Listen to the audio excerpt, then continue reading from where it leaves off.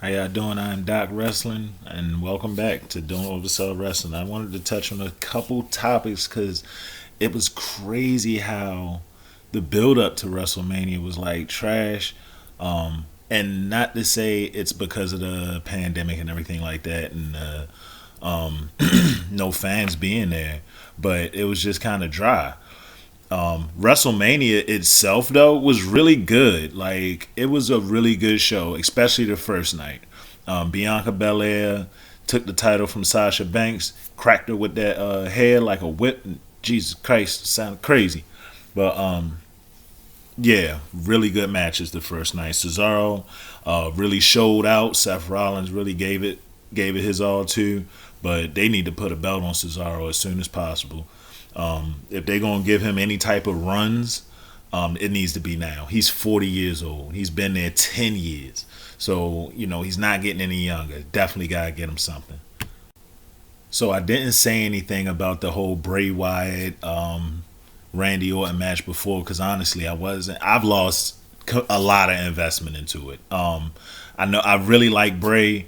I love what he was doing with the whole cult leader thing, and then he did the Firefly Funhouse. But it's just like it's bananas now. And then when it all transpired at Mania with Randy in the white trunks, I mean his tighty whities, and the one RKO after having to burn somebody alive, and he took 11 curb stomps, and like it's just crazy how they just ruined a really good character. So I'm really not invested too heavy, but I mean, see, I guess you can see why. Like now they're talking about Alexa Bliss and Bray Wyatt beefing. Like that's crazy, and then Randy Orton is all of a sudden right back in the title scene. But it is what it is. Now, Drew McIntyre. I'm feeling it. Drew held it down the whole last year for real, for real. I really don't think anybody could have did a lot of what he was doing. But at the same time, we need to get the match that we've been like begging for. Bobby Lashley versus Brock Lesnar. And I don't know if I'm gonna be able to see it, but this happened a long time ago. This happened way before WrestleMania. This is the active roster for you can't see it. For WWE, and this is off their website. Brock Lesnar has been on the active roster for WWE for like 3 months now, under the radar. He went when he didn't re-sign his contract. He went straight to the alumni section. They stopped, selling his merchandise and everything.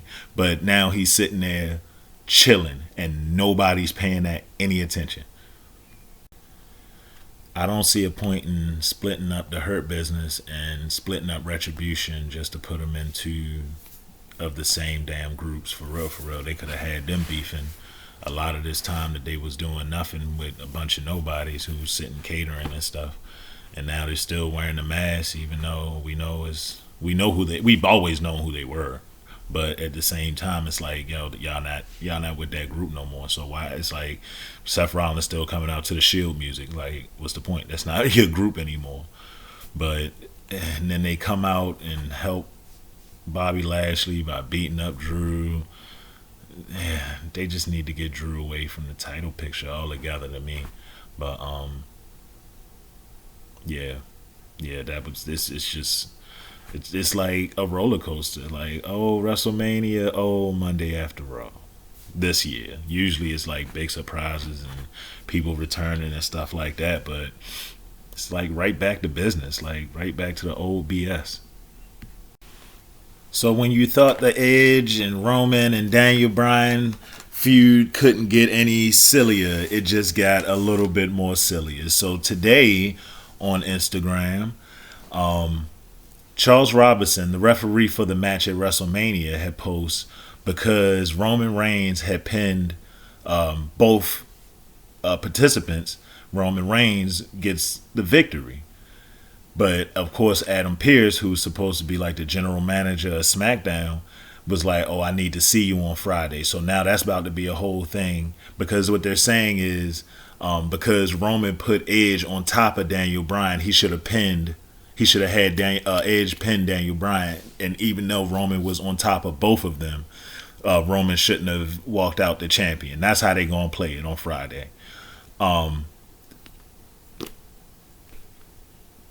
Stop. Y'all have done this before. Y'all have. I can't remember exactly what match it was, but I know it's been times where people have piled on wrestlers and pinned them on top, and nobody said nothing about it. But now it's about to be a whole issue because Edge has contract is about to run out, and hopefully he goes to AEW. But that's neither here nor there. Free Aleister Black. But yeah, that's about to play out crazy. I hope we do get the Edge Roman match. Oh my god, yeah, and that's another thing. WrestleMania Backlash. So I don't know if they're having live crowds at pay-per-views now, but it's just like they just threw WrestleMania on it. Like it's still WrestleMania, but it's not WrestleMania. They haven't explained that at all. Literally, like everybody's just making up stuff. Like, oh yeah, I can't wait for the WrestleMania Survivor Series and WrestleMania SummerSlam and WrestleMania Royal Rumble, the WrestleMania Rumble, Rumble. Vince McMahon's Rumble kerfuffle. That's actually what WrestleMania was going to be called. Vince McMahon's Rumble kerfuffle or something like that. Some crazy, stupid stuff.